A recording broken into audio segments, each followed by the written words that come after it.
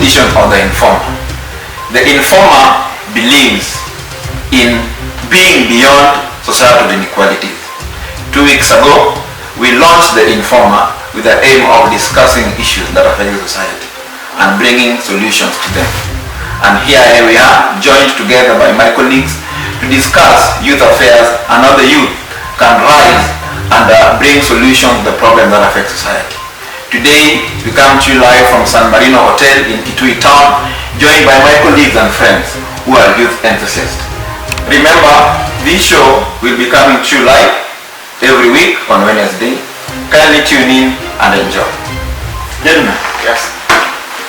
According to the information that was given to us by the Kenyan National Bureau of Statistics 2019, we have a youth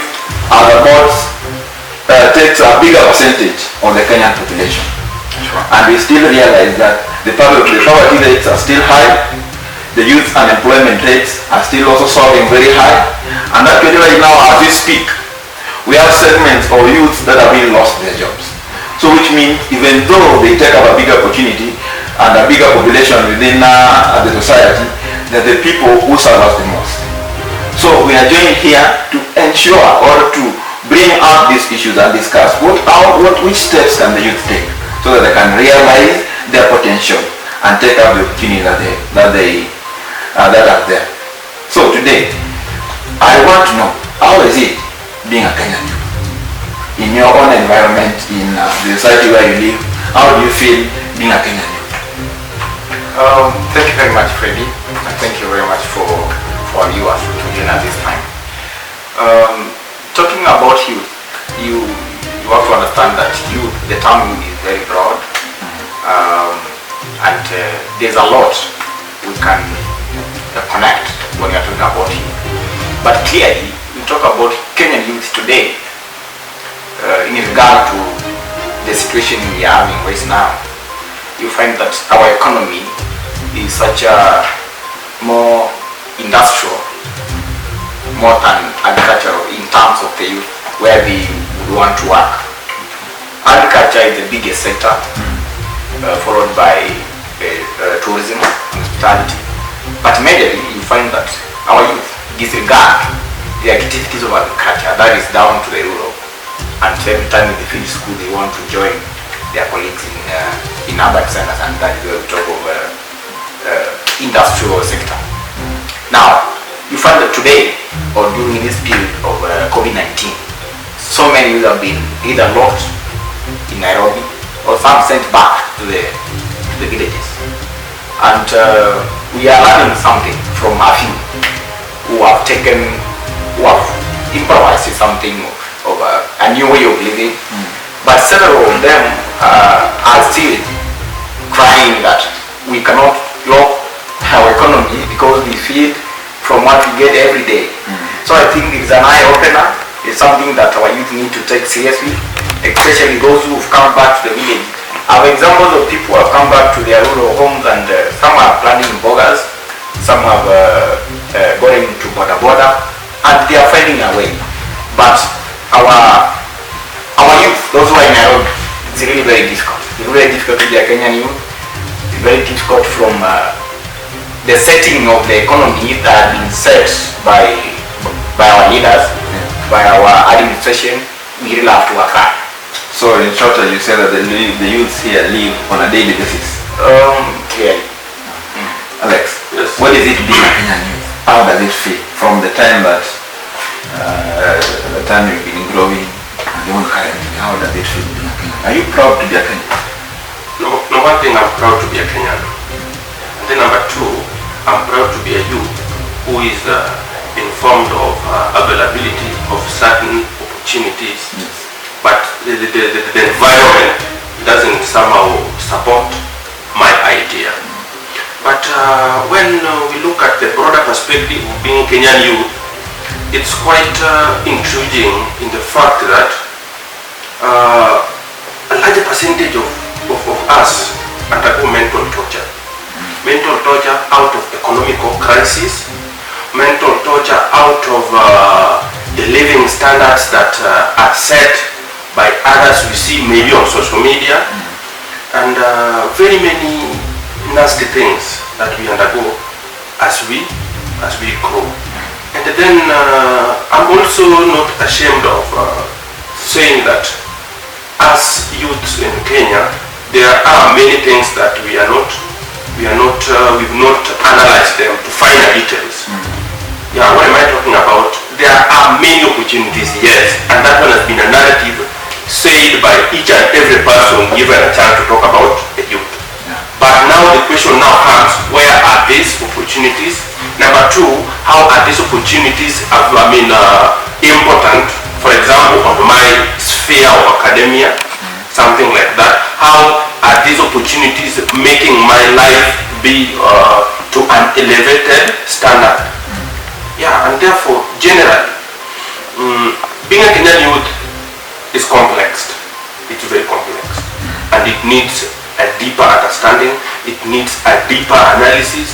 It needs a multi-sectoral approach when we want to help our Kenyan youth be of someone, of a worthy being, something of that sort.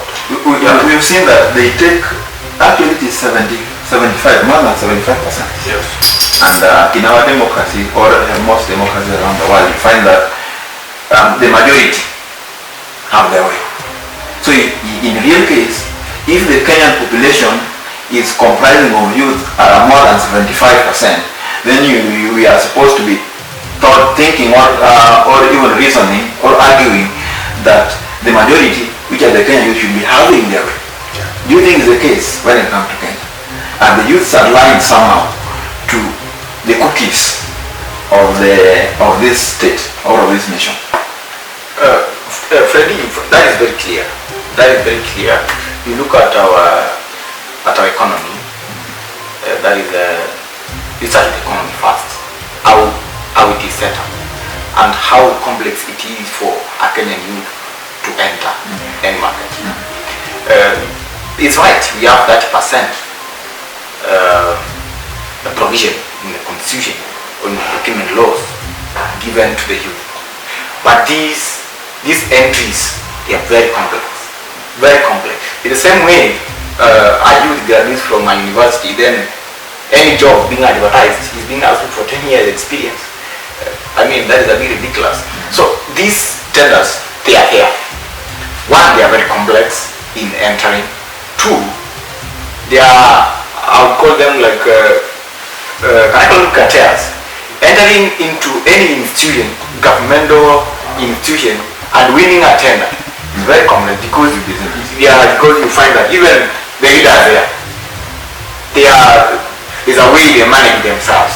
There's a way they manage those tenders until that year they either go to their spouses or their friends. So that opportunity is there. It's been given.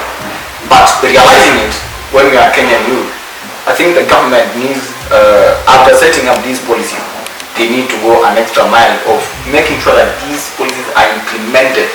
It's very difficult because there is a youth fund, which you understand the way it's being run. It's very complex. It's very complex. So the policies are there, but we have not followed them. We have not ensured that these youth really get what belongs to them. We are Kenyan youth. We have opportunities. Opportunities are there. The policies are there, but they are not being taken. So I would call it like, we need goodwill for the youth.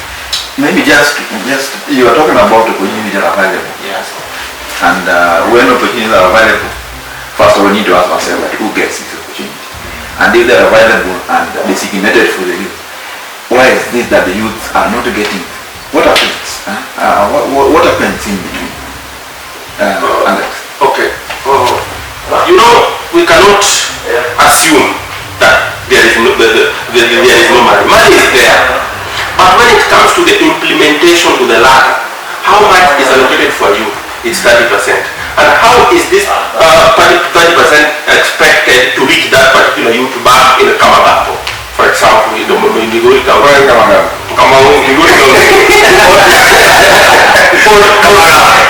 or someone who is in Marsabit, the border between Kenya and Ethiopia. How is that particular youth affected?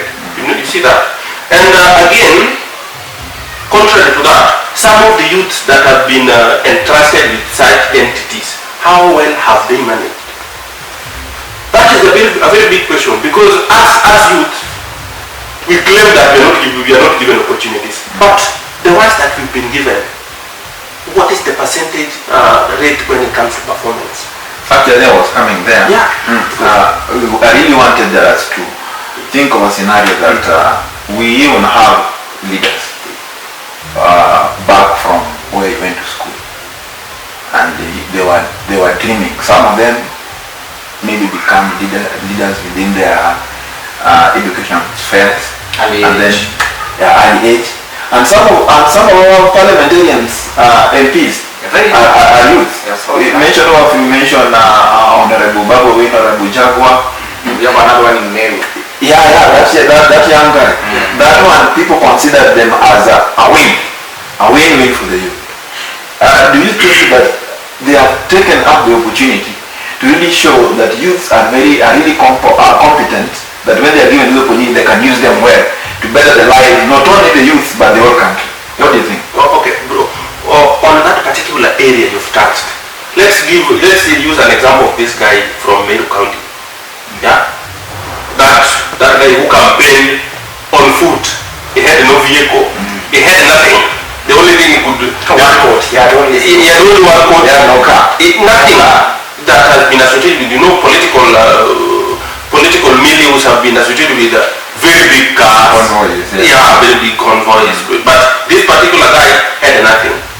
And out of whatever he was preaching out, he got people believed in him. people believed in him. But now the question comes, within this short period that he has been entrusted with this seat, are there any impactful thing that we can pinpoint that, okay, Honorable James did this?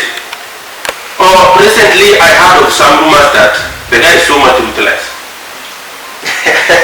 He has come to be someone who can look, he has come to be an honorable member in court. They can be He can't approached be approached easily. beyond reproach. Yeah.